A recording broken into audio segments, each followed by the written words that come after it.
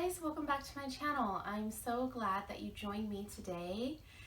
It is the 5th of January already. I can't even believe it. I wanted to get this video up on the 1st, but we didn't get there. We're here now, and that's what matters. But I wanted to take some time off. I took a couple months off of filming anything for my channel. I just needed to kind of sit back and think about what it was that I wanted to create and what I wanted to put out in the world for my content. And it took me a little bit because originally over the last couple years, I know a lot of us have really struggled with our mental health, and that's definitely been something I struggled with previously, and then just everything in the last couple years exasperates, that doesn't sound right, and makes things a little bit more felt.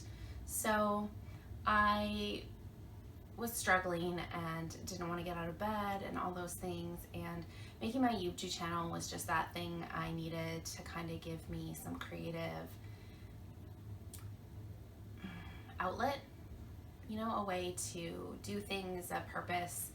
And at first I thought I really wanted to emulate the channels that I had really loved and helped me feel connected when I felt so disconnected from the world around me in this world that we've been in. And so I thought, well, I want to do a family channel. I want to show all the things, but also I don't want to have my kids in the channel too much because that's not what they want. And I wanted to be respectful of their privacy. And, honestly, I still love that content. I still watch that content. I still might post some things, some organization videos and whatnot throughout the year. And definitely will still post like my Misfit market and perfect food hauls and things like that, because that's just something that I do all the time and that's part of my life. And I think it fits into the new chapter, which we'll get to, of my YouTube channel. So where I was going with my channel wasn't feeling organic or natural for me. It was feeling a little kind of muddled, and I was feeling like I was forcing myself to create the content and the videos, vlogs. So much respect for those amazing vlogs that people make. They are a lot of work and a lot of time, and what I need to create for myself right now, for my own mental health and for my family's benefit, is more space, not less space. So doing those just really wasn't working out. I wasn't getting them on time, and then I was getting frustrated with myself.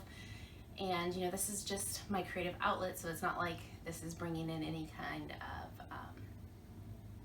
income or anything like that for my family right now. So this is really about feeding my creativity and allowing myself to connect with people. So I hope that you'll connect with my journey and join me.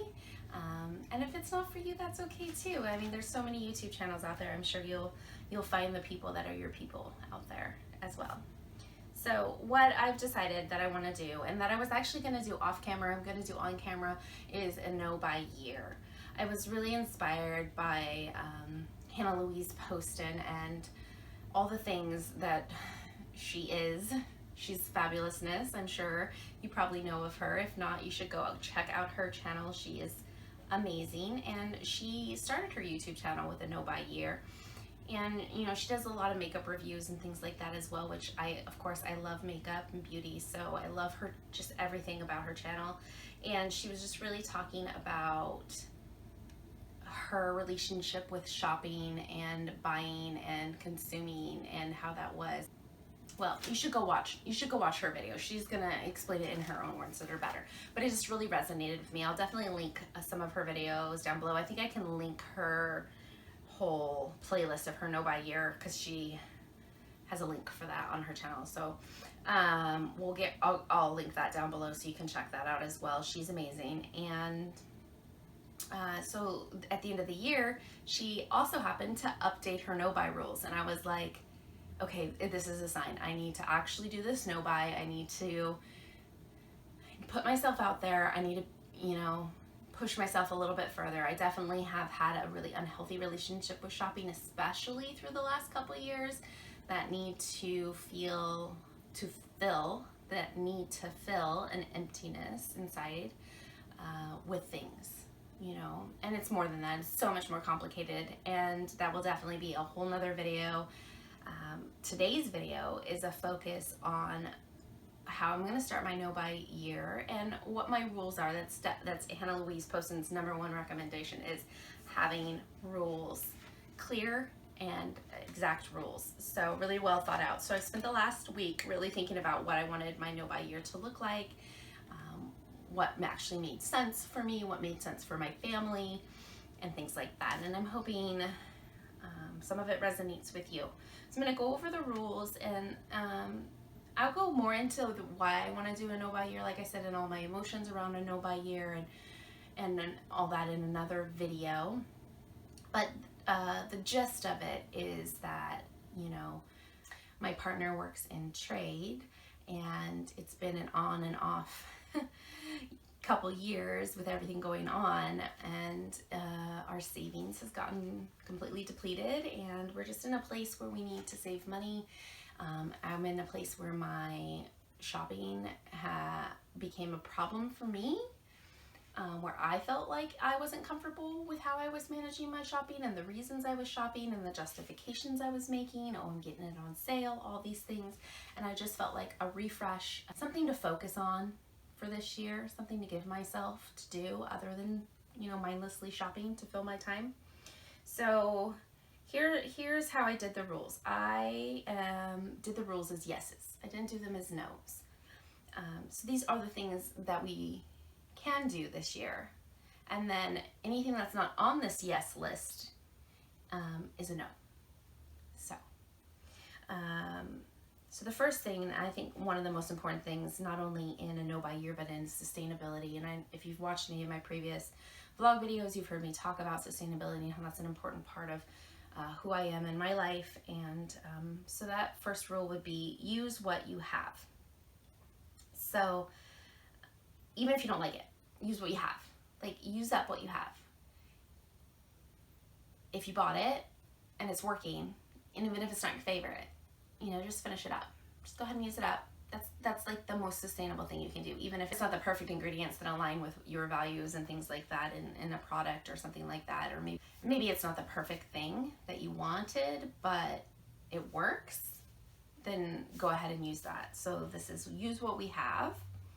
And then kind of in that same vein is get rid of what you don't use and that you hate. So I think disliking something and not really wanting to use it because it's not exactly the perfect item is different than forcing yourself to use something that you completely hate and that you just end up not using, and you build up this animosity within yourself, and you're just like, oh, I have to replace this. I have to, like, it's just there constantly reminding you of this need, this desire to fix something that feels broken in your life. And so if you don't love it, and it's not working for you, get rid of it. See how it is without it. Live without it, you know? And find alternatives. So that moves into #3, which is finding alternative things to fill your needs and wants. So if the thing you have is causing you distress and feeding that inner voice that keeps saying there's something broken, you need to fix it, find alternatives. Look around your house. Find things that maybe work in a way that they weren't meant to work, or in a way that you hadn't thought that they could work before, but also not forcing yourself too hard, not forcing myself. I'm sorry, I keep saying you, but it's me, forcing myself to use things that I hate. So then we get to, what if we don't have something, or it's broken, or, you know, I have 2 children, so is it outgrown? Then we can replace it. So replacements are okay in those instances, but I'm not going to replace something that I already have. Like, I'm not going to throw away a mascara that I don't like just so that I can buy a replacement, right? So that's where we get into what's the difference of like don't like versus hate. And I think that is subjective to yourself, so you really have to sit with that and question yourself. I think not throwing things away impulsively and really sitting with it for a minute. And if it's really something that I hate, then I could throw it away, but then I need to look for a replacement around me first that I already own before I would go out and purchase something new. So this is not like a loophole to And I'm saying this to remind myself mostly that this is not a loophole to just throw something away because I hate it and replace it. I need to really sit with, you know, what is it creating in my life? Is it creating this dichotomy where I feel like I need to buy things because I don't like it even though I have things, or is it something that I just don't like and I just don't want, and I can live through it. I will survive. I'll be good. I'll use it up and then I can get a replacement. Like, that just motivates me to use it more, right? That, oh, I can get a replacement when I'm done using this up. So, and I don't think I'll replace everything. Like, even as I'm sitting making these rules, I'm thinking like of all the things that I could do without. And that goes back to the finding alternative things to fill your wants and needs, right? Maybe I don't replace my highlighter because when I run out, I have multiple highlighters. So if I run out of my favorite highlighter, I can use one of the other highlighters, and maybe I decide I don't need highlighter. Maybe I'll go without highlighter this year and see how that feels, you know, go for the year. So I don't think that I'll replace everything, especially when it comes to cosmetics, but also a lot of other things in my life I think I could sit with, maybe going without for a while and seeing, you know, do I really actually need this in my life? Is it creating an ease in my life that I need, or is it just something that I've been told or that I think that I need? So now, as far as replacements go, I do like a sale. We all love a sale, so I have to be cautious around sales. But I definitely want to still allow myself, especially since we're doing this from a budget perspective and not just a personal growth perspective. It is both, but it's not one or the other. It is both. And so I would like to allow myself to purchase backups of certain items. So I've listed those items out: deodorant, vitamins, laundry soap, cleaners, and I'm going to limit that to 3 of any of those. So like Target quite often will have a sale where it's get a $10 gift card when you buy 3 of these laundry soaps. So I'll allow myself to buy those 3 laundry soaps and stock up. Then I don't have to purchase again. Things like that. But I don't want to have a big backstock of things, and I also don't want to give myself another loophole where it's like, oh, well, I can back up on these. These are very specific items here that I'm allowed 3 of for backups. Because I historically look back at my year and go, what are the things that I've purchased multiple for because it was cheaper and just also more efficient to have on hand and not to run out of. Things like soap, especially with kids. You don't want to run out of hand soap, so it's nice to have a backup and not have to run to the store. The more times you go to the store, the more chance for impulse buys and things like that. So I really want to avoid that for myself. And the other thing that's okay for replacement is worn out, outgrown clothing, specifically for my children, but also for myself, basics, you know, underwear, socks, things like that. My partner, his work clothes, when they're worn out, he'll need to replace those. Those are essential items. And for kids, obviously, clothes are essential items and they grow a lot. So those will be things we can replace, but I would like to consider thrifting first. That's something I already do. I definitely thrift, like, I think 95% of my wardrobe. Basics like underwear, obviously I buy new, but I try to buy from sustainable brands and things like that. So that will, and well made so that they'll last longer. And then the other backstock items that I'm gonna allow myself is food, because again, purchasing it makes more sense for saving money. I shop at Grocery Outlet, which is a discount store that gets items in and then they don't always get them back. And so I'm gonna allow myself 4 pantry item backups of any 1 item is the maximum, and also 10 for meats or freezer items, just because meats and like frozen pizzas or something like that. My family has very specific dietary needs. My partner is celiac and my son is allergic to dairy, soy, and beef, pork, and lamb. So we definitely have a limited dietary needs, and so sometimes we like to have like a Daya pizza and things like that on hand, and they're kind of expensive. So if I can get them at Grocery Outlet or on sale, I definitely want to stock up at those times. So those like freezer items, meats, I allow up to 10 back stock of those items, but that is definitely from the financial side of it. And again, I don't want to give myself a loophole. It's not like I'm going out and I'm going to buy looking to fill my pantry this year. I'm not looking to fill my pantry, but if I'm shopping and it's in my budget, I will allow myself those things. I feel like that is more reasonable for my budget and for our lifestyle than just saying only buying one at a time. The other thing I know that I need to get this year is my camera on my phone has been broken for over a year now, and I haven't replaced it, but it's kind of getting to the point where I'm not able to really capture moments of my kids and things like that I would like to be able to capture. So, and my phone is way old. It's 3 years old. So I'm gonna allow myself a phone replacement at some point this year. I'm not quite ready to replace it yet, but I know that before next year, I'm definitely gonna want to replace my phone. And then the other thing is holidays and birthdays. We're gonna set budgets for those things and stick to them. Amy, watch this video back and remember, you can stick to your budget.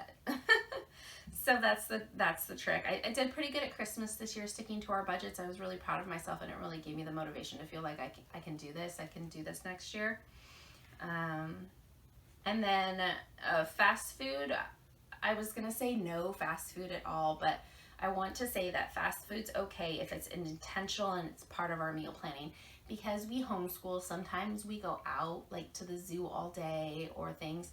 We haven't done a lot lately because, you know, again, the world that we live in currently, but zoo and outdoor kind of things we have done a few times. And so things like that, I want to be able to say like we can get something to eat at the zoo. We pack a lunch often, but sometimes it's just easier. And sometimes even we pack a lunch, but we're so tired by the end of the day having been at the zoo that we'll buy something. But it needs to be intentional. It needs to be like, I know that I'm going to want to have fast food on this day, and that it's set out and planned and budgeted for. Not I'm driving and I'm like, ooh, Taco Bell, I heard they have a new taco, I'm gonna go check it out, which is something I have a habit of doing. So no fast food in that way, but fast food's okay when it's intentional. And then the last thing I have on here is maintenance for things. So, but only if it's genuinely not like, oh, look, I can find a way to spend money and have something feel new and exciting again. No. We're not talking that. We're talking like my oil change in my car. And if a pair of shoes need repaired, I would allow a repair for something like that because it's cheaper and more sustainable to repair those things than to go out and buy new, and they're essential items. So maintenance on essential items is okay.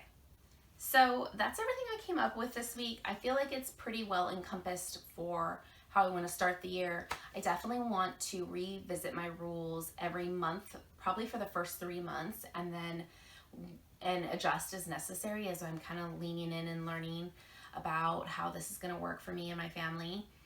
And then once that is kind of more established, we'll see. But then I'm thinking quarterly, we'll sit down and look at the rules and see how they're working for our family and adjust as necessary. I just really want to be able to stick to the rules. And I know that you think when something's going to go one way and then you start to actually do it and you realize that best laid plans don't always work. So I'm not giving myself loopholes because I will have to remind myself that, okay, maybe this isn't working today, write it down and we'll revisit it, in a month, at the end of the month. And if it still at that moment feels like it needs to be adjusted, then we'll adjust it versus feeling this need to keep adjusting constantly throughout. So I feel like that will give me more of ability to sit with if I really am adjusting the rule because it needs to be adjusted and it's not working for our family, or if I'm adjusting the rule out of a way of kind of finding myself some loophole to allow myself to get that shiny new thing that I want really bad, right? So anyways, I hope that you'll join me this year for this No Buy year. I have a lot of content that I'm really excited for this year around this, and I'll see you next time. Peace.